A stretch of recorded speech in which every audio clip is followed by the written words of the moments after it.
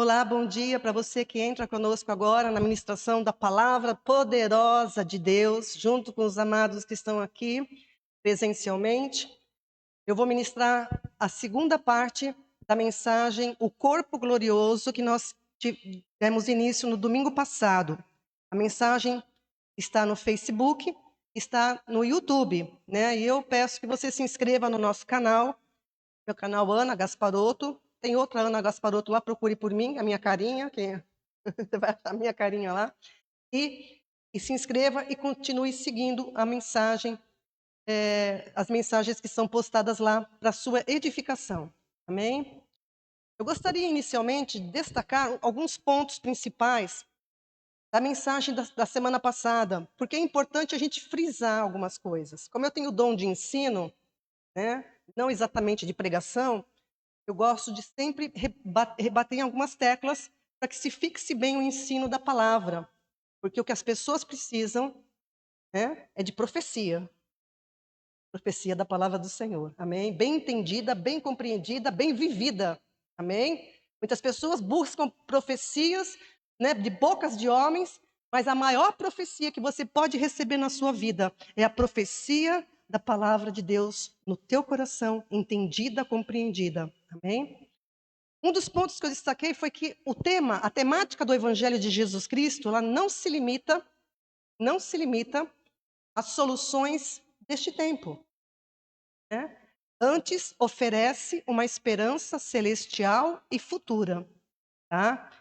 Esse é uma coisa que quando você lê a Bíblia, amados, tem que atentar para isso. A Bíblia e o Evangelho de Cristo não se limita a soluções temporais, mas oferece uma esperança celestial e futura. E Jesus evidenciou isso. Ele evidenciou nas suas mensagens que algo maior do que tudo o que vemos e vivenciamos está em andamento. Algo maior de tudo aquilo que a gente vê, né, ou vivencia, está em andamento. Por isso que ele disse na palavra do Senhor em João 5,17: Meu Pai trabalha até agora e eu trabalho também. Por isso que ele disse isso. E Jesus se apresentou como o caminho, a verdade e a vida que nos conduz a um destino. É muito importante entender isso. Jesus nos conduz a um caminho com coisas muito superiores àquelas que nós vivemos aqui. E, acima de tudo, a uma eternidade com Deus, Pai. Também frisei que poucos entendem que há duas criações. Uma que se refere a essa que a gente está vendo e vivenciando, né? Essa que existe agora, e a outra que não é visível aos nossos olhos ainda, mas é real, e está atrelada aos bens futuros, que a Bíblia tanto fala de bens futuros, tá bom? Então é muito importante você ter em mente isso. Por isso que nas provações, né, como o Giovanni frisou, que a gente passa nessa terra, a gente não pode ficar, se jogar no chão, querer se matar. Por quê? Porque nós temos uma esperança e uma vida muito maior do que essa daqui. E nós temos que encarar as coisas com a sabedoria e com a graça de Deus. Também disse que Jesus é que disse, não fui eu. Eu vim para que tenham vida e a tenham em abundância, João 10:10. Nós trabalhamos essa ideia, né? Muitos pregam que essa abundância é coisas materiais, é prosperidade nessa terra. A prosperidade que Deus fala na palavra é o shalom dele na nossa vida. A prosperidade que Deus quer para mim e para você é o shalom dele, que é a paz que excede todo entendimento, que guarda mente e coração, né?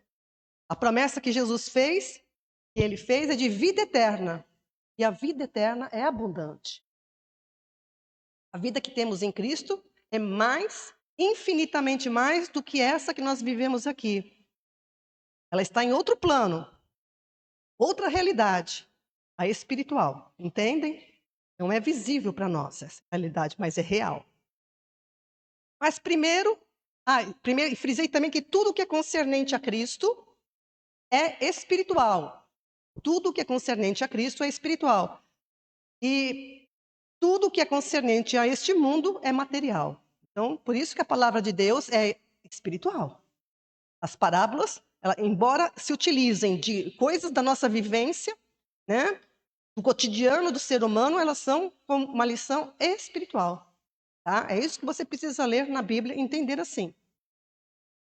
Nós vimos também que primeiro se estabelece o que é natural e depois que é o espiritual.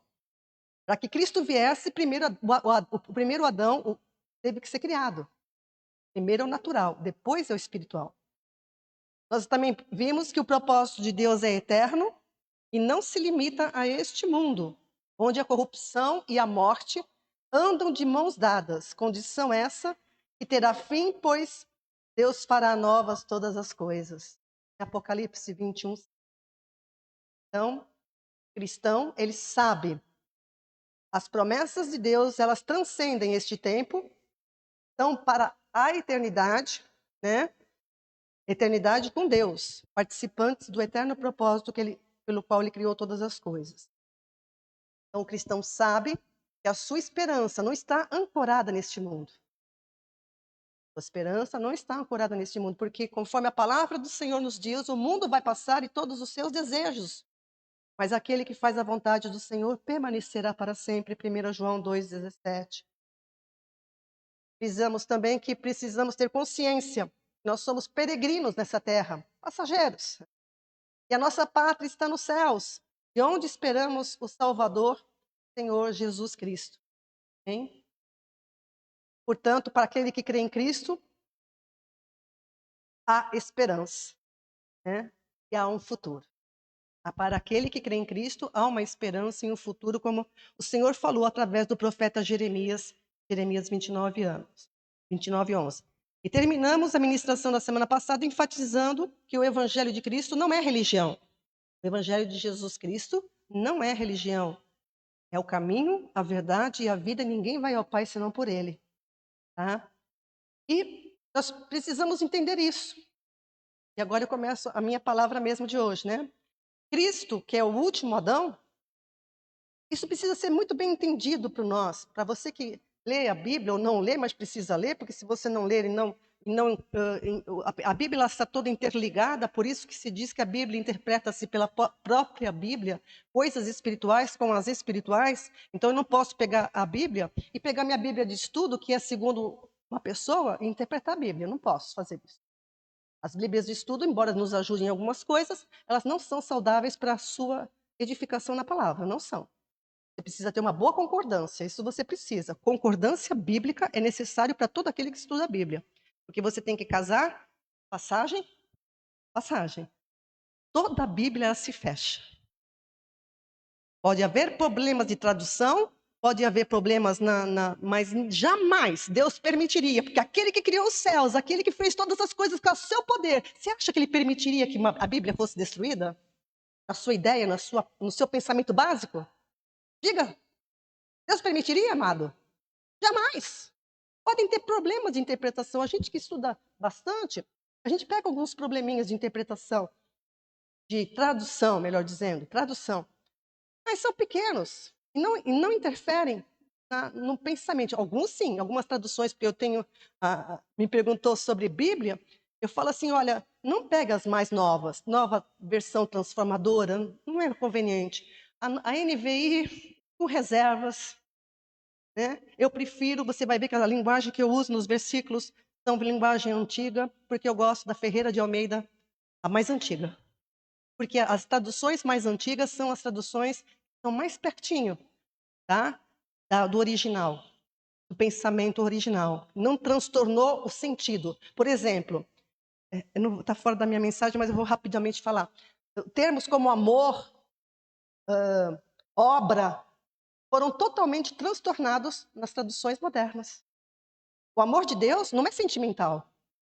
O amor de Deus não é emoção, né? Que nem o ser humano. Ah, eu amo você. As pessoas cantam, né? Canções de eu te amo, eu amo você, Senhor. Primeiro que eu não gosto do você para o Senhor. Segundo, o Senhor não quer saber do meu sentimento, o Senhor quer saber da minha obediência. Eu amo a Deus, eu o obedeço. Ele me ama porque Ele me deu a sua palavra. O amor de Deus é objetivo. É a palavra dele que nos Ele deu a palavra dele para nos proteger, para nos guiar na boa, perfeita e agradável vontade dele. Esse é o amor de Deus. Mas, no entanto, as traduções, elas transtornam isso e falam como sentimento. E quando fala que eu preciso amar meu próximo, não significa que eu tenho que ficar vivendo, abraçando todos até os meus amigos. Não significa isso jamais.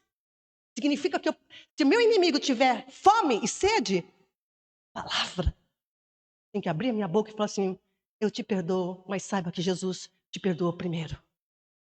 É isso que é amar o próximo como a si mesmo. Todo o sentido das palavras foram transtornados, mas a palavra de Deus, ela é viva e eficaz. E nós vamos ver muito disso hoje. Cristo, o último Adão, ele é chamado em primeira carta aos Coríntios 15:45 de o Espírito vivificante. Escreva isso se você está anotando Cristo. Uma flechinha, Espírito vivificante. O que é isso, gente? O primeiro Adão, o primeiro Adão foi criado alma vivente. E o último Adão, veja que a Bíblia faz esse paralelo. Primeiro Adão, alma vivente. Último, todo mundo prestou atenção. Último, né? Não vai ter mais nenhum Adão. Último Adão, espírito vivificante. O primeiro morreu. Segundo, o último, trouxe o quê? Vida. Para o que estava morto. Olha lá, entende? Então, Cristo é o Espírito vivificante. Ele é a palavra que concede vida eterna. E a vida eterna é abundante. Amém? Agora, preste bem atenção no que eu vou falar agora. Porque o inimigo das nossas almas, o diabo, Satanás, o que você quiser ouvir, não é uma balela, não é uma historinha para boi dormir. É uma pessoa real, né? É um ser real, melhor dizendo. E o inimigo das nossas almas, ele não quer que você entenda que a palavra de Deus é o poder de Deus e que ela é espírito e vida. É por isso que você que está me ouvindo agora, saiba que ele trabalha para que você pense: ai, a Bíblia foi escrita por homens. Ah, isso é você. Como é que você. Nessas fábulas, nessas histórias. Então o inimigo quer isso, que você pense a si mesmo. Porque se você se aproximar dessa palavra, ela é espírito e vida. Ela é espírito e vida. Você vai ver isso hoje. Isso não é algo místico. Não, é entendimento. Porque a Bíblia apela para o entendimento. Deus nos fez seres capazes de aprender, de pensar.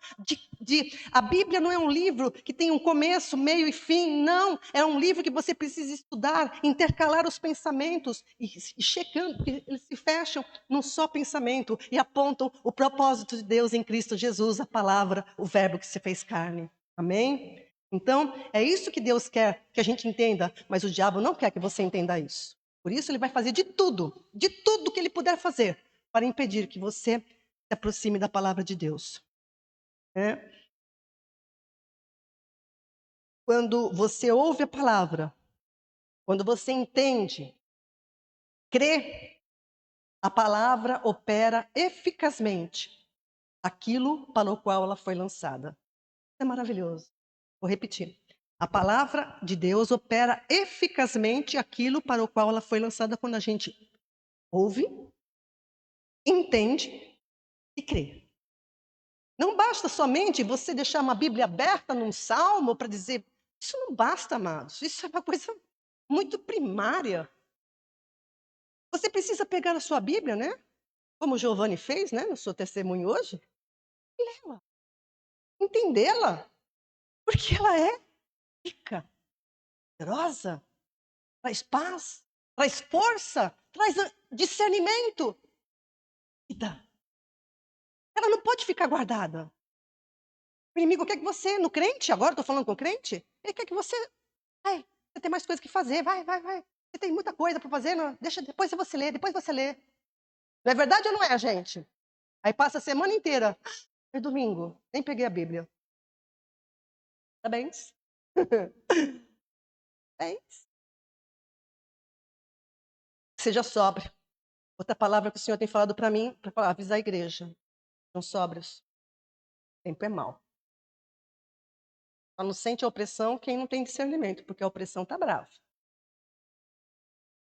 Então, todos nós, amados, precisamos perceber o amor e o cuidado dele através da sua palavra. O amor de Deus não é sentimental, não é afetivo, entendeu? O amor de Deus é a palavra, que representa o cuidado dele para conosco.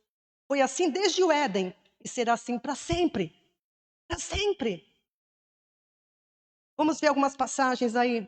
Isaías 55, 11. Assim será a palavra que sai da minha boca. É o Senhor falando através do profeta, viu? Assim será a palavra que sair da minha boca. Não voltará para mim vazia, mas fará o que me apraz. E prosperará naquilo para que a designei. E esse é o Senhor que criou os céus e a terra falando. É aquilo que eu te falei. Você acha que Ele vai permitir que a sua palavra seja... o que existe é a palavra de Deus pregada erradamente. Isso existe. Porque pessoas, falsos mestres, né, pregam aquilo que falsos crentes querem ouvir. Né? Então, é isso que Deus zela pela sua palavra para cumprir. Outro texto, Mateus 4:4, Jesus citando o que está escrito lá em Deuteronômio 8:3. Olha só, Mateus 4:4. Jesus, porém, respondendo, disse, está escrito. É gostoso, né? Essa maneira que você pode, quando você vai rebater uma pessoa, né, alguma coisa que ela está falando errado, está escrito isso, isso, isso, mas também está escrito.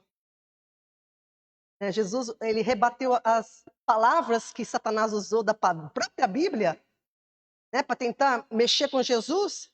Jesus também falou, mas também está escrito, não tentarás o Senhor teu Deus. Né? Então a gente tem que entender, saber rebater com a palavra do Senhor, não com argumentos humanos, tá? Jesus respondendo disse, está escrito, não só de pão viverá o homem, com físico, né? Mas de toda palavra que sai da boca de Deus. Gente, que palavra, só isso daqui dá uma pregação. Então, eu preciso de alimento físico? Eu preciso. Preciso tomar água? Preciso. Deus sabe de me vestir? Preciso. Deus sabe disso. Mas não é só disso que vive mas de toda palavra que sai da boca de Deus. Entende? Você entende que está me ouvindo?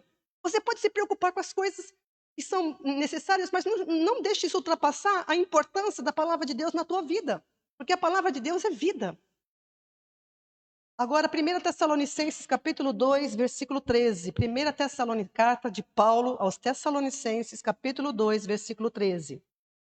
Também agradecemos a Deus sem cessar, pois, ao receberem de nossa parte a palavra de Deus, vocês a aceitaram não como palavra de homens. Olha, presta atenção. Mas segundo verdadeiramente é, como palavra de Deus que atua com eficácia em vocês, os que creem. Aí está testificando aquilo que eu falei agora há pouco, né? Que a palavra atua eficazmente naqueles que creem.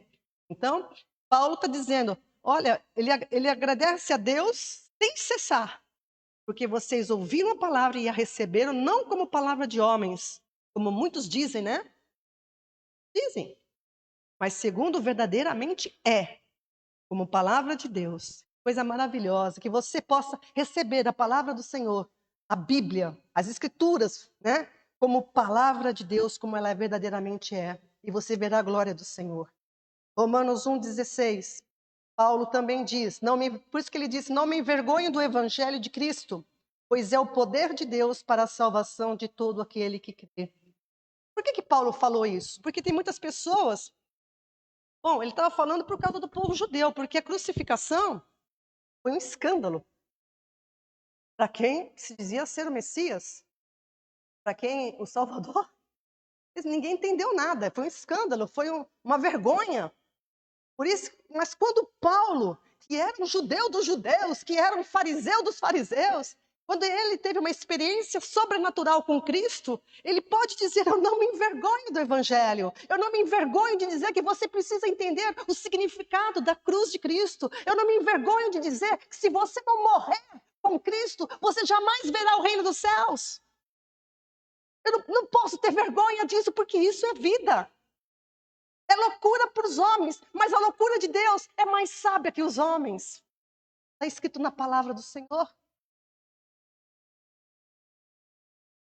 Mas o homem tem que atentar para a palavra de Deus, ele tem que aprender, ele tem que manusear esse conhecimento. Isso aqui é vida, daqui sai vida para nós.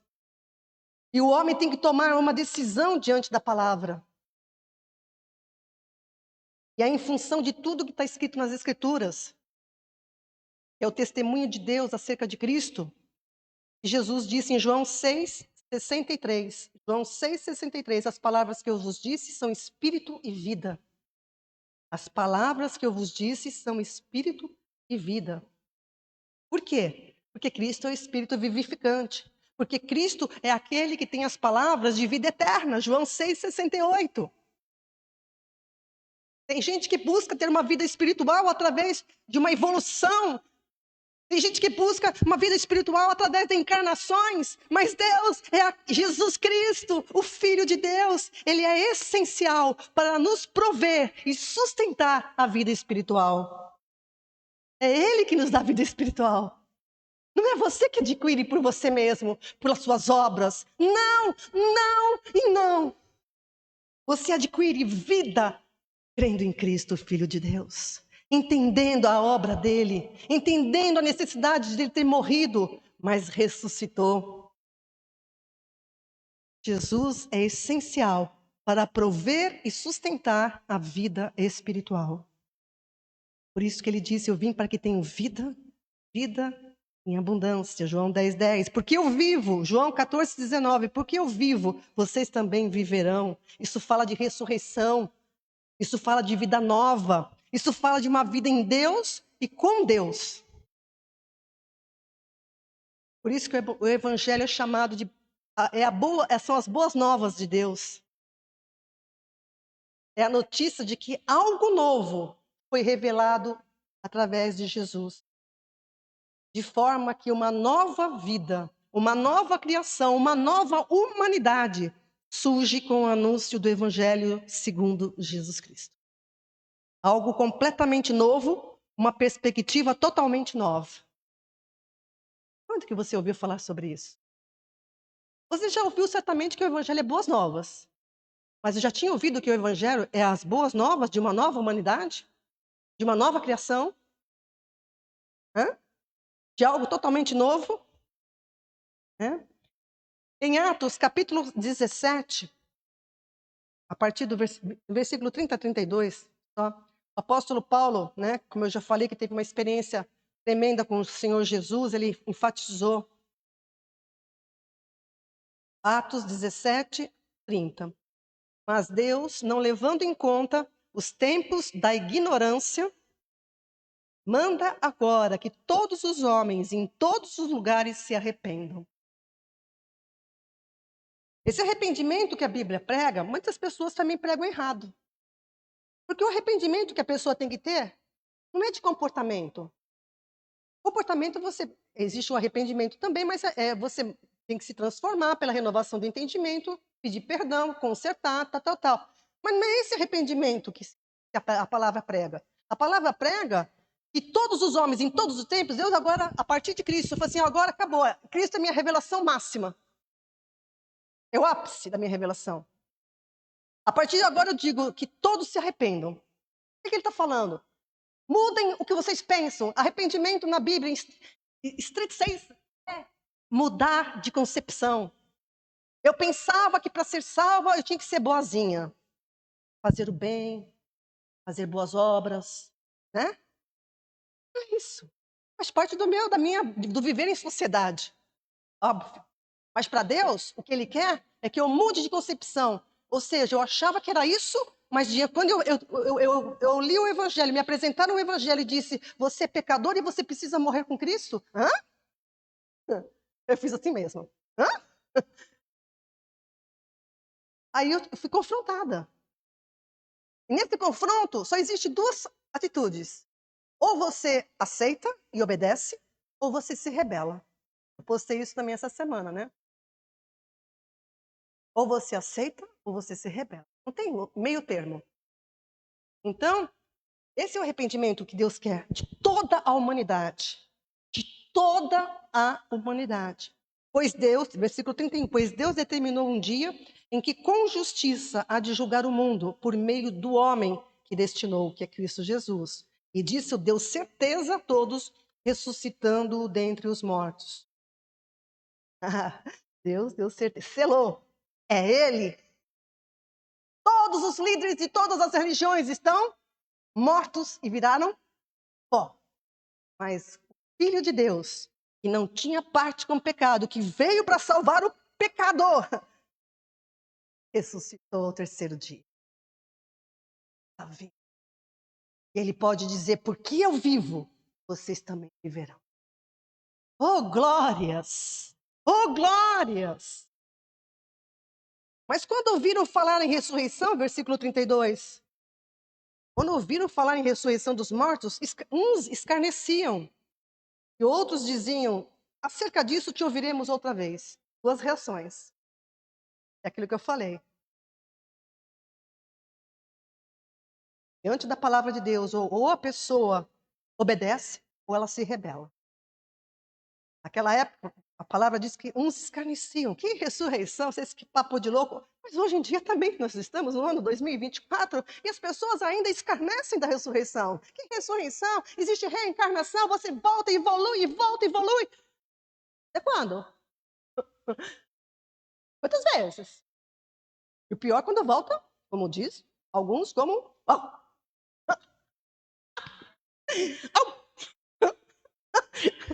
volta como um animal.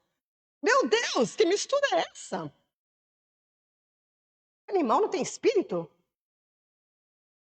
Animal é uma alma vivente, tem espírito, diferente do ser humano. O ser humano é completo, corpo, alma e espírito que nunca mais se desfaz por toda a eternidade. Porque para Deus todos estão vivos. Fechou os olhos aqui, ou está diante do trono do julgamento final, ou está diante de Jesus Cristo, como meu marido estava quando ele saiu daqui. Vinde bendito do Pai. Pegou na mão do meu esposo e o puxou para o reino. Entra e usufrua, é teu. Oh, me arrepia até o dedinho do mindinho.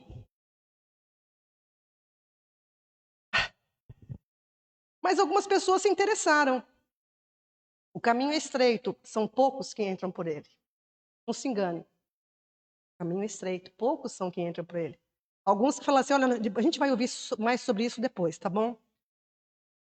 Mas o fato é, amados, como Paulo diz em 1 Coríntios 15, 20, o fato é que Cristo ressuscitou dentre os mortos e foi feito as primícias dos que dormem.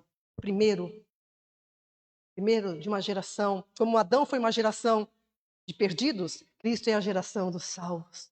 Cristo é as primícias de uma nova criação. O Cristo ressuscitado é o manancial da nova criação, como Adão foi da antiga criação. E é Jesus que transformará, Filipenses 3:21, que transformará o nosso corpo abatido para ser conforme o seu corpo glorioso, segundo o seu eficaz poder de sujeitar também a si todas as coisas. É Jesus que vai transformar o seu corpo abatido. Ele vai transformar conforme o seu corpo glorioso. E nós vamos ver sobre isso hoje. Nós vamos analisar agora as passagens que é o testemunho. Porque a Bíblia, amados, ela não é um livro científico. Tem dia, não se comprova cientificamente. Óbvio que não. Olha, a Bíblia é um livro histórico. Está respaldado no testemunho. O que Deus fez na vida dos seus servos e eles testemunharam. E o testemunho é válido, porque é comprovado historicamente. Então, os apóstolos de Jesus viram que conviveram com ele durante 3 anos, depois o viram ressurreto e glorificado, tocaram nele. E você vai ver passagens que mostram como foi a promessa do corpo que Cristo obteve após a sua ressurreição, e que todos os salvos em Cristo Jesus terão. Amém, igreja? Que eu e você, se perseverarmos até o fim na palavra fiel do Senhor, teremos esse corpo glorioso. Vamos ver algumas passagens. Vamos começar em João 20, de 19 até 29. Jesus aparece pela primeira vez no domingo. Ele foi morto na cruz na sexta-feira. Ressuscitou no domingo pela manhã, no primeiro dia da semana. Olha lá, João capítulo 20, a partir do verso 19. Ao cair da tarde, daquele dia, o primeiro dia da semana, trancadas as portas da casa onde estavam os discípulos com medo dos judeus, veio Jesus, pôs-se no meio deles e disse-lhes: paz seja convosco. Aleluia. E dizendo isto, lhes mostrou as mãos e o lado. Alegraram-se, portanto, os discípulos ao verem o Senhor. Disse-lhes, pois, Jesus outra vez: paz seja convosco. Assim como o Pai me enviou, eu também vos envio. Ouviu, igreja? E havendo dito isso, soprou sobre eles e disse-lhes: recebei o Espírito Santo. Se de alguns perdoardes os pecados, são-lhes perdoados. Se lhe retiverdes, são retidos. Ora, Tomé, um dos 12, chamado Dídimo, não estava com eles quando Jesus apareceu, né? Disseram-lhe então os outros discípulos: vimos o Senhor. Mas ele respondeu: se eu não vir nas suas mãos o sinal dos cravos, e ali não puser o dedo, e não puser a mão no seu lado, de modo algum acreditarei. Passados 8 dias, uma semana praticamente depois, estavam outra vez ali reunidos os seus discípulos, e Tomé com eles agora. Estando as portas trancadas, veio Jesus, pôs-se no meio deles e disse-lhes: paz seja convosco. E foi direto para o Tomé. Põe aqui o dedo, né? E logo disse a Tomé: põe aqui o dedo e vê as minhas mãos, chega a mão do meu lado e vejas, não sejas incrédulo, mas crente. Respondeu-lhe Tomé: Senhor meu e Deus meu. Disse-lhe Jesus: porque me viste, creste? Bem-aventurados os que não viram e creram. Aqui tem um monte de bem-aventurado. Em todos os tempos, desde esse momento, quantos não viram, mas creram? Que coisa incrível, né? Não vi, mas Jesus é tão real quanto o ar que eu estou respirando. Tão real, tão real.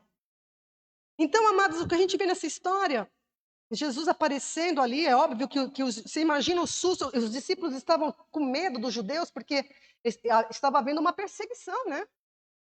Os escribas, os religiosos, a classe religiosa que matou Cristo, estava perseguindo os discípulos.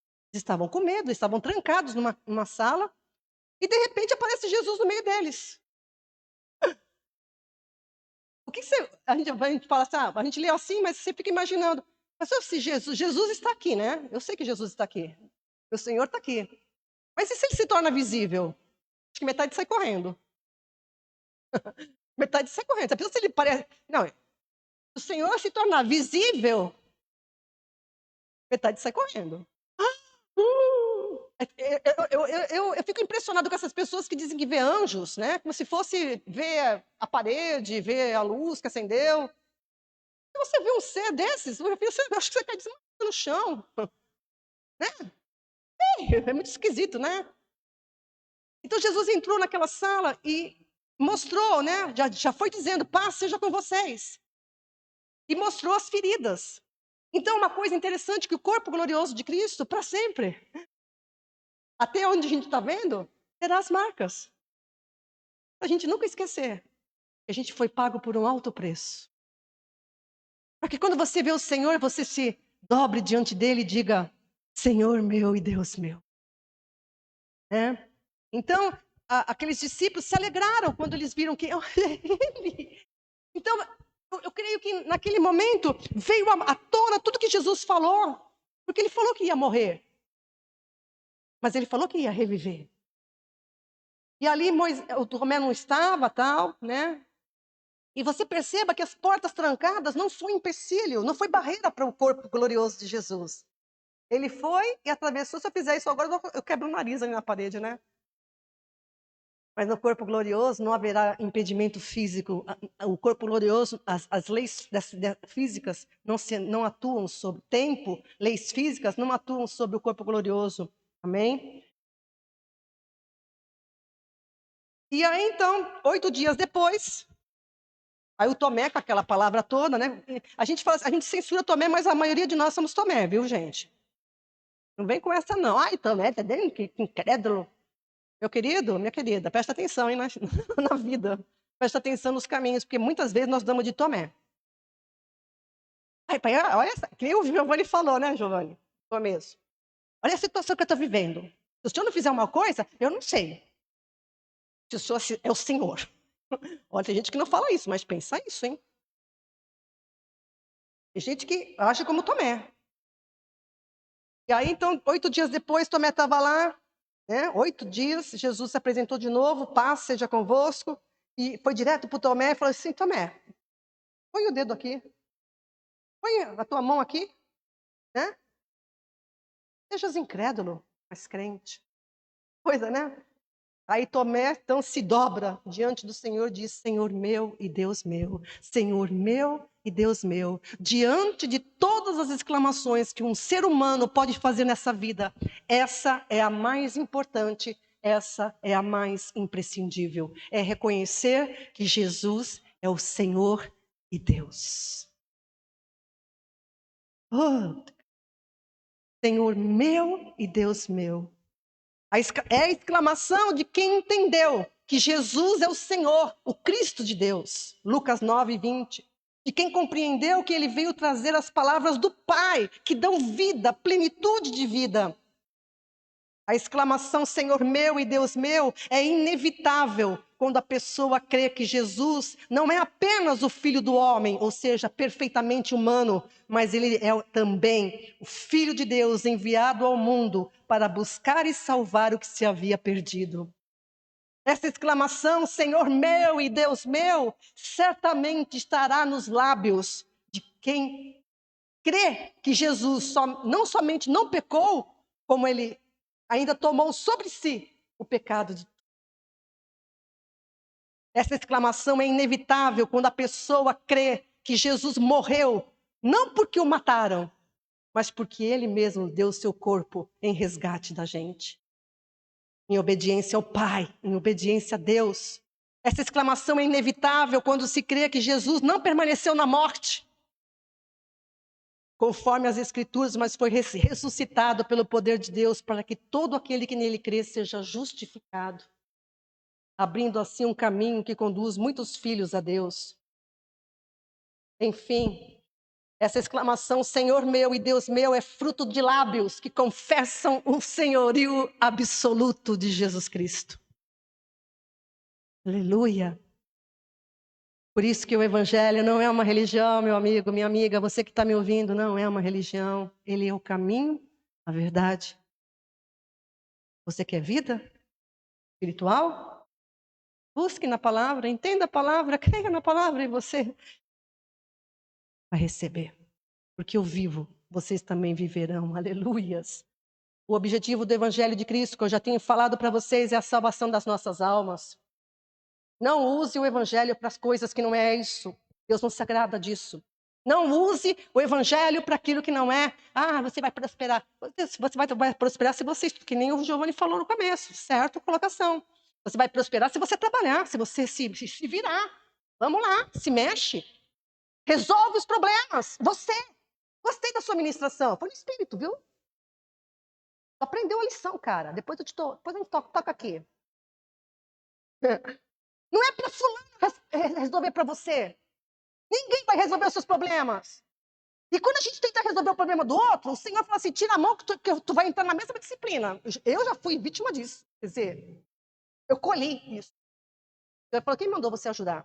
Agora você entra na mesma disciplina. Olha, não foi fácil, hein? Foi uma lambada. Porque às vezes as pessoas pensam assim, ah, porque você não ajuda, porque você pode, não pode. Não é questão de poder, gente, é questão é sabedoria de Deus. As coisas de Deus não é coisa de homem, não é pensamento de homem. Então, se você quer crescer, resolva os seus problemas. Peça para Deus, como o Giovanni falou. Não é ficar falando para todo mundo da sua vida, mas chega diante de Deus e fala, Pai, Me ajuda?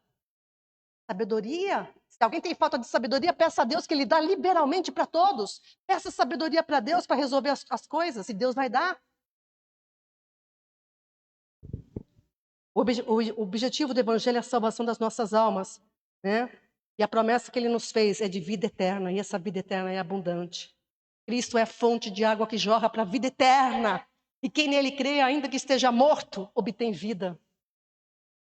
Nós, os que ouvimos e cremos no Evangelho de Cristo, nós somos esses bem-aventurados aos quais Jesus se referiu, né?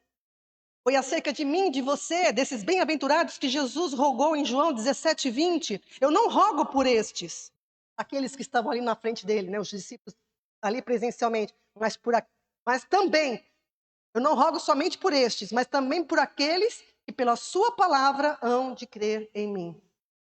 Então Jesus roga por você. Jesus é o intercessor. Ele é o teu intercessor. Não é só o Espírito. Nós temos, olha só, não pode dar, ninguém ora por mim, ninguém se preocupa comigo, meu querido. Você tem o Espírito Santo que intercede por você com gemidos inexprimíveis. E eu sempre falo, Espírito Santo, agora me ajuda. Não sei nem o que falar. Ai, entra agora. Fala a língua que eu não consigo expressar o que eu estou sentindo. E você tem Jesus que intercede por você como advogado. Precisa mais? É óbvio que eu oro por você também. Deus quer também isso? É bênção. A Lu ora por nós. Foi uma intercessora. Só Deus sabe, né? Mas Deus é contigo, mulher.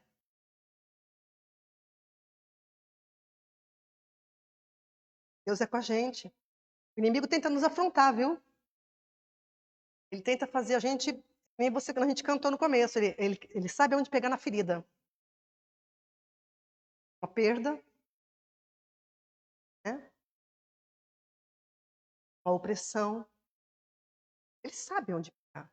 Então, cuidado, não fica falando muita besteirol, que você dá arma para o inimigo. Não fica falando muita coisa. Gente que abre a boca demais. O inimigo, preste atenção, ele não é onisciente. O diabo não é onisciente. Onisciente é o Deus Todo-Poderoso, com ele não tem páreo. Mas o inimigo fica olhando para você e tudo que você fala, ele usa contra você. Mas se você tiver palavras de vida, se você, na hora da dor, pegar a tua Bíblia e falar assim, o Senhor é meu pastor e nada me faltará. Diz a palavra do Senhor que eu tenho todas as coisas e em Cristo eu sou mais do que vencedor. O Senhor é aquele que me dá graça e sabedoria. Quando eu clamo, Ele me ouve. É diferente de ficar assim, ai Deus, ó céu, reclamando, murmurando, ou tendo palavras que... Não é verdade? Porque eu vivo, vocês também viverão. Amados, isso é tremendo. Vida abundante, vida eterna, um corpo glorioso. Essa é a bem-aventurança que alcança aquele que, mesmo que não tenha visto a Cristo ressurreto, mas crê que Ele ressuscitou, assim como o corpo glorioso que Cristo obteve, será o de todos que são salvos em Cristo. Filipenses 3:21, que transformará, repetindo, né? Que transformará o nosso corpo abatido para ser conforme o seu corpo glorioso. Aleluias. E vamos ver a gente vai analisar mais alguns textos dessas aparições de Jesus aos discípulos, após a ressurreição, até a sua ascensão aos céus. Esses testemunhos aparecem em todos os 4 evangelhos, tá? E a gente percebe que o corpo glorificado de Jesus, ele não estava sujeito às leis físicas como matéria, espaço, tempo, gravidade. E, entretanto, olha que coisa, agora você vai gostar. Entretanto, ele podia comer e beber, entrar e sair, qualquer recinto, mesmo fechado. Ninguém falou, oba, vai poder comer e beber? Tu não fala, quero ser comida. Falei para o Senhor assim, ó, eu pedi para o meu irmão me testemunhar isso. A gente vai ver aqui as passagens. O meu irmão me contou no dia do falecimento do Carlos, eu estava no velório, ele ligou, está na Inglaterra. Ele falou assim, foi a Bianca que teve o sonho, viu, Bia? Ele me falou ontem. Ele falou assim, a minha sobrinha teve um sonho, lá antes da morte do Carlos, né? E ela falou assim, o Senhor apareceu para mim num sonho e falou assim que nós vamos receber uma bênção grande. Mas, simultaneamente, haverá uma grande perda também. Mas o Senhor me disse uma coisa estranha, ele disse que estava feliz com essa perda. porque o Senhor estava preparando um banquete para essa pessoa. Aí ela, a Bianca, pensou que era a avó, porque a avó estava velhinha, está aqui no Brasil, em Santos, e ela pensou que a avó ia falecer. Aí passou alguns dias, exatamente no dia que o Carlos faleceu, ele disse que não me falou no dia, que era para ele sabia do baque que eu levei, ele não falou da bênção, falou da última parte do sonho. Mas esses dias ele me contou, no dia que o Carlos faleceu, Ana, eu recebi a minha bênção. Foi inacreditável quando eu olhei a tua mensagem, dizendo que o Carlos tinha falecido. Imagina o impacto que ele não teve, que ele estava achando que era uma outra pessoa. Quando ele viu que era o Carlos, ele ficou estarrecido. Meu Deus! Mas aí, de repente, o Senhor lembrou o sonho. Eu estou feliz com a vinda dele. Eu preparei um banquete para ele. Coisa, né? Transcende tudo o que a gente pensa. Entende? É lógico que a gente fica sentido, mas Deus falou que estava feliz. E está escrito na Bíblia isso, que o Senhor se alegra com a morte dos seus. Porque vai estar com ele. Vai estar no aconchego dele, vai estar no abraço dele, vai estar no cheiro dele, vai estar para sempre com ele. Sem dor. Perfeito. Glorioso. Feliz. A gente fica alegre, fica triste, fica alegre, fica triste. Fica alegre. Sempre. Constante, paz, shalom. Não dá para, não existe sentido humano para explicar isso.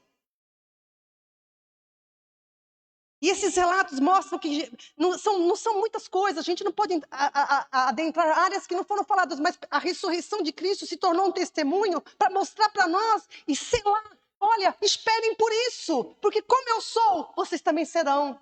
É por isso que ele ficou 40 dias com os discípulos. Ele podia ter voltado para o céu, sabe, pai, chega. Pronto, já. Né? Não, ele ficou 40 dias com os discípulos, apareceu com eles, comeu com eles, bebeu com eles. Eles ficaram assustados. Cada vez que ele aparecia, era um susto. Vamos ver algumas passagens. Jesus aparece novamente com os discípulos. João 21, a partir do verso 1. Depois disso, tornou Jesus a manifestar seus discípulos junto do mar de Tiberíades, e foi assim que ele se manifestou. Estavam ali juntos Simão Pedro, Tomé, chamado Dídimo, Natanael, que era de Caná da Galileia, os filhos de Zebedeu, e mais 2 dos seus discípulos. Então estava um monte de gente ali, né? Disse-lhe Simão Pedro, eu vou pescar. Pedro já estava desviado. Pedro já pendurou o chapéu dele de discípulo e falou assim, eu vou voltar para pescar. Ai, meu pai. Disseram-lhes outros, também vamos contigo. E saíram, entraram no barco e naquela noite nada apanharam. Eu vou te falar, só para pegar um gancho do Espírito aqui. Se você estiver fora da vontade de Deus, vai acontecer. Alô? Câmbio? Se você estiver fora da vontade de Deus, eu vou te repetir, nada você vai apanhar. Mas se você estiver na vontade de Deus, oh Pai. Mas ao clarear da madrugada estava Jesus na praia. Todavia os discípulos não reconheceram que era ele. Todavia os discípulos não reconheceram. Perguntou-lhes Jesus, você imagina a cena. Eles lá no barquinho, lá no meio do lado do mar, da Galileia, né? Mar. E Jesus lá na praia. Jesus era praiano, né? Estava lá na praia. Olha a cena. Estava clareando o dia, né? E Jesus perguntou para eles, filhos, vocês têm alguma coisa para comer aí? Eles responderam não, mas eles não estavam reconhecendo que era Jesus. Aquele discípulo, então Jesus disse para eles, lancem a rede do lado direito do barco e vocês vão achar. Assim fizeram. Quando lançaram a rede, já não podiam puxar a rede, tão grande era a quantidade de peixes. Aquele discípulo a quem Jesus amava disse a Pedro, é o Senhor. É João, né? João virou para, é o Senhor.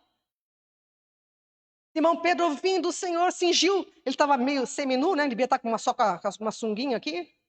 Cingiu, pôs a veste e lançou-se ao mar.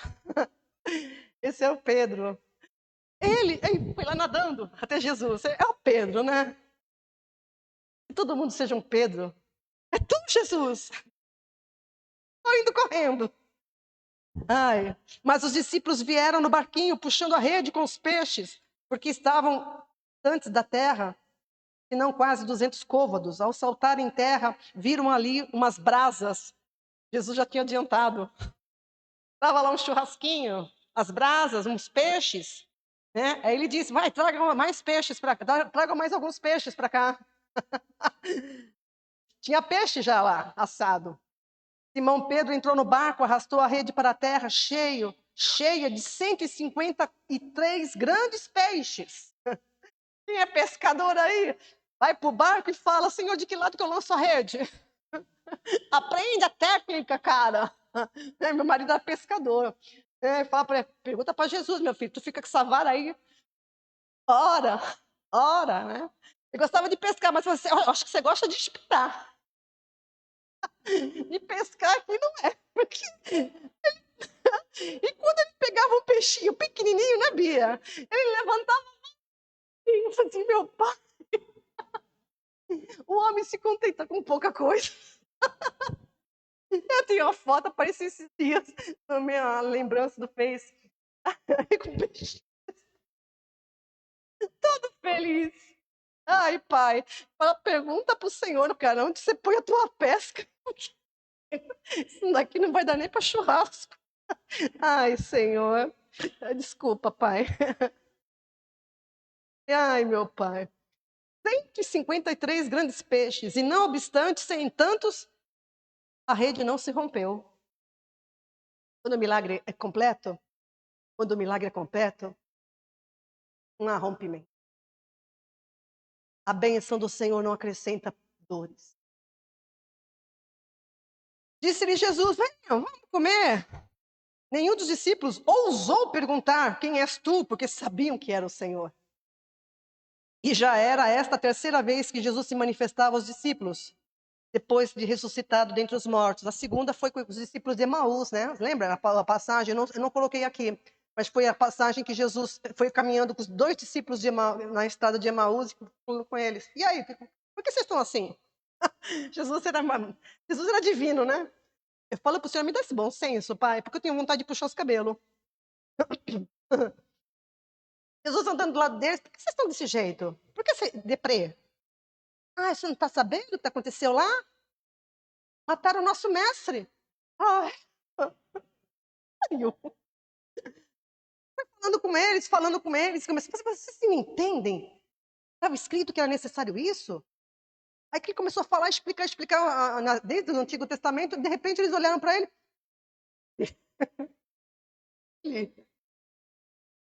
Porque ele começou a narrar tudo para eles, aí ele trouxe a memória deles o que eles tinham falado, né?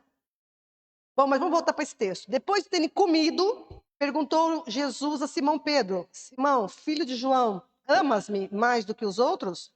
Essa tradução aqui não é muito legal. Porque Jesus não estava perguntando assim. A pergunta de Jesus, e é muito importante você entender que ele vai perguntar 3 vezes para Pedro isso: amas-me? Ele disse: sim, eu amo. Então apacente os meus cordeiros. Porque a primeira pergunta que Jesus fez: você me ama? Ele falou assim: Senhor, eu te amo. Segunda vez, você me ama? Tu sabes que eu te amo. Mas aí ele falou um amo de afeto, um amo de um outro sentido. E o terceiro, quando Jesus perguntou, que ele ficou triste, ele falou assim: sabes que eu te amo. Então é porque Deus requer obediência. Ele estava desobedecendo ao Senhor, ele estava querendo voltar a pescar, largar tudo e voltar a pescar. Então tem essa conotação aqui, tá? Para explicar porque eu falei do termo amor.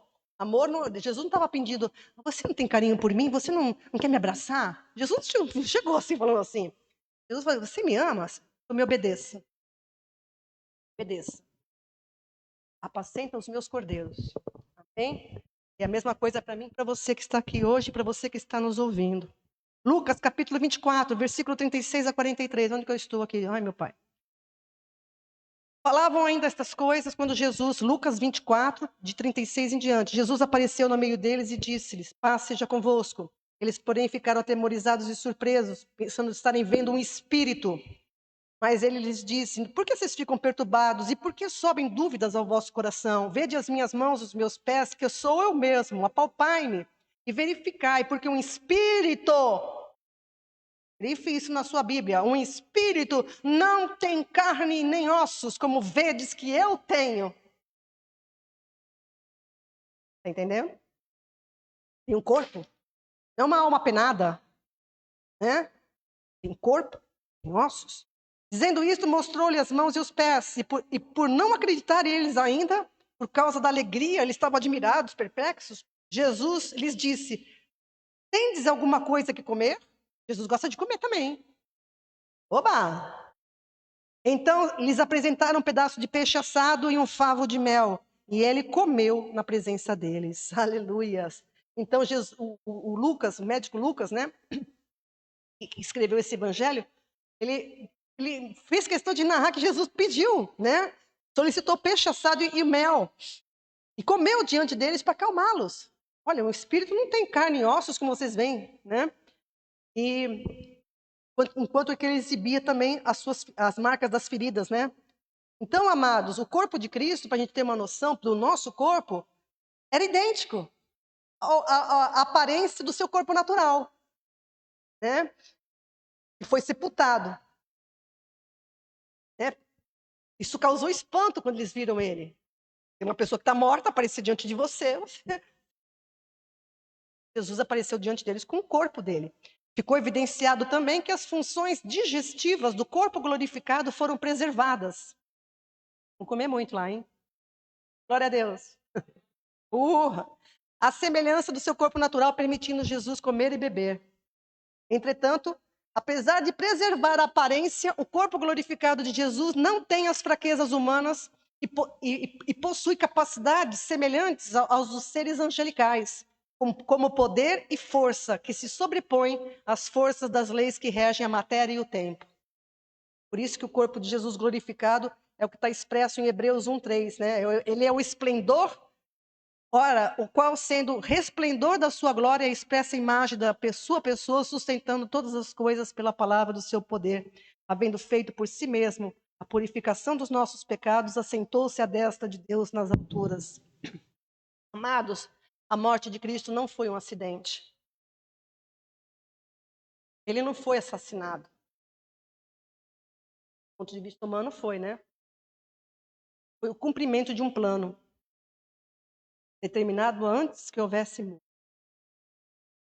Por isso que 1 Pedro diz assim, o Pedrão, né? 1 Pedro capítulo 1, versículo 18 a 20, diz assim: sabendo que não foi por coisas corruptíveis, como prata e ouro, lembre-se disso todos os dias da sua vida, não foi com coisas corruptíveis como prata ou ouro que fostes resgatados da vossa vã maneira de viver, a qual por tradição recebeste dos vossos pais, mas com o precioso sangue de Cristo, como de um cordeiro sem defeito e sem mancha, o qual, na verdade, foi conhecido ainda antes da fundação do mundo, mas manifesto nesses últimos tempos por amor de vós. Aleluias! Né? Atos 2,14, mas Deus o ressuscitou, rompendo os laços da morte, porque era impossível que a morte o retivesse. Aleluias! Todos aqueles que nele creem recebem a salvação eterna. Amém? Se você crer, você verá a glória do Senhor e participará do seu propósito eterno. Atos 3, de 19 a 21, que é um discurso de Pedro também, muito lindo. Mostra que uma pessoa analfabeta, quando é cheia do conhecimento de Deus, se torna essa pessoa sábia, cheia do Espírito, cheia do entendimento de Deus, das coisas de Deus. Atos 3,19, arrependei-vos, pois, e convertei-vos, para que sejam apagados os vossos pecados e venham assim tempos de refrigério pela presença do Senhor. E ele envia Jesus Cristo, que já dantes vos foi pregado. Aqui Pedro está dizendo para os seus compatriotas, olha, se arrependam, para que o Senhor, Deus, envia Jesus novamente. Né? O qual, versículo 21, o qual convém que o céu o contenha até o tempo da restauração de tudo, dos quais Deus falou pela boca de todos os seus santos profetas desde o princípio. Novamente, Pedro frisando a palavra do Senhor, as escrituras dos profetas do Antigo Testamento. Tá? Então, isso é importante você perceber. Jesus ressuscitado, Ele é a cabeça de uma nova geração, ele é o cabeça da igreja. O cabeça da igreja não é Pedro, como alguns pregam por aí. Não é Pedro, nem Tiago, nem João, o cabeça da igreja, Jesus Cristo ressurreto. Ele sim é a cabeça de uma nova geração. Efésios 5:23, Cristo é a cabeça da igreja, sendo ele próprio o salvador do corpo. Cristo ressurreto é a pedra angular da igreja. Não é nenhum outro homem. Não é o Pedro, como alguns dizem, de uma denominação muito grande, e não é nenhum outro homem, é Jesus Cristo, ele é o cabeça da igreja. Por isso nós pregamos a Cristo, que esteve morto, mas está vivo. E não um Cristo que está vivo, esteve vivo e está morto. Não, prega um Cristo que morreu, mas está vivo. Amém? A ressurreição de Cristo é a demonstração do supremo poder de Deus e a prova cabal da fidelidade da sua palavra e da firmeza do propósito eterno estabelecido em Jesus Cristo. Jesus ressuscitou e os que nele creem também ressuscitarão. Aleluias. João 8:36. Se, pois, o Filho vos libertar, vocês verdadeiramente serão livres. A liberdade não é só para este mundo, é a liberdade da corrupção que tomou conta até do nosso corpo. Aquele que crê em Cristo, e já é portador, nós já somos portadores da vida. Eu e você que cremos em Cristo, que confessamos a Cristo, já somos portadores da vida. Só estamos aguardando o quê? A redenção desse corpo. Que acontecerá ou no arrebatamento ou na nossa morte física aqui. Bem? Aí seremos totalmente libertos de todo sinal de corrupção. Mas é preciso entender, crer e perseverar no Evangelho de Cristo. Amém? Eu vou falar isso na semana que vem. É o andamento, né? Eu quero destacar uns pontos para você, que além da redenção em Cristo, né? Primeiro ponto, a pessoa para ter essa promessa na sua vida eficaz, a palavra de Deus, eu falei que ela é efetiva naqueles que creem, mas a pessoa precisa ter conhecimento da palavra. Então, na semana que vem eu quero frisar, se Deus assim permitir, como que se deu a redenção, por que da redenção em Cristo, né? Que proporcionará depois, se você perseverar até o fim, a redenção do corpo, conforme o propósito glorioso de Deus para nós. Amém? Deus abençoe você que nos ouviu até agora. Que você possa, em nome do Senhor Jesus, entender que você foi criado para a glória de Deus, para ser cheio do conhecimento de Deus. O Senhor te abençoe. O Espírito Santo traga esclarecimento na tua vida, vida em abundância. Obrigada.